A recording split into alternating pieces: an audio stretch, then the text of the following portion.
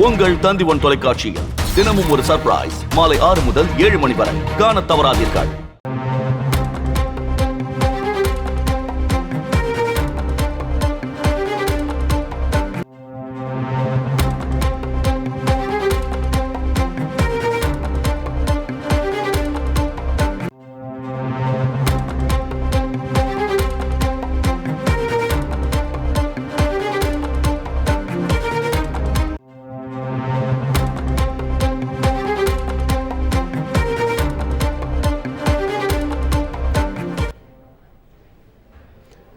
இன்று காங்கிரஸில் இணைகிறார் மல்யுத்த வீராங்கனை வினேஷ் போகத். கூடுதல் தகவல்களை செய்தியாளர் ராஜாவிடம் கேட்கலாம். ராஜா, முழு விவரங்களை பதிவு பண்ணுங்க.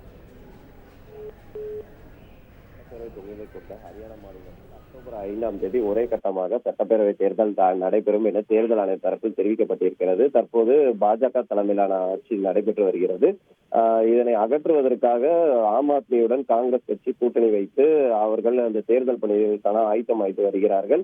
நேற்று முதல் இந்த வேட்புமனு தாக்கல் தொடங்கி நடைபெற்று வருகிறது.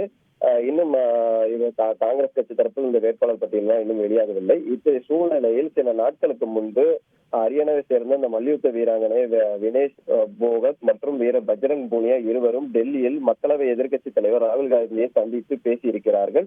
இவர்கள் விரைவில் காங்கிரஸ் கட்சியில் அதிகாரப்பூர்வமாக இணைவார்கள் என ஒரு எதிர்பார்ப்பு இருந்து வந்தது.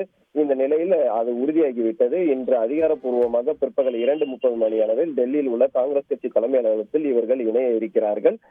மேலும் வினேஷ் போகத் ஜூலானா தொகுதியிலும் பஜ்ரங் பூனியா பட்லி தொகுதியிலும் போட்டியிடுவார்களும் என தகவல் வெளியாகி இருக்கிறது. இவர்கள் இணைந்த பிறகு இன்று இரவோ இல்ல நாளையோ காங்கிரஸ் கட்சி தரப்பில் இந்த ஹரியானா வேட்பாளர்கள் பட்டியல் வெளியாகும் என எதிர்பார்க்கப்படுகிறது. கூடுதல் தகவல்களுக்கு நன்றி ராஜா. உங்கள் தந்திவன் தொலைக்காட்சியில் தினமும் ஒரு சர்ப்ரைஸ் மாலை 6 முதல் 7 மணி வரை காணத் தவறாதீர்கள்.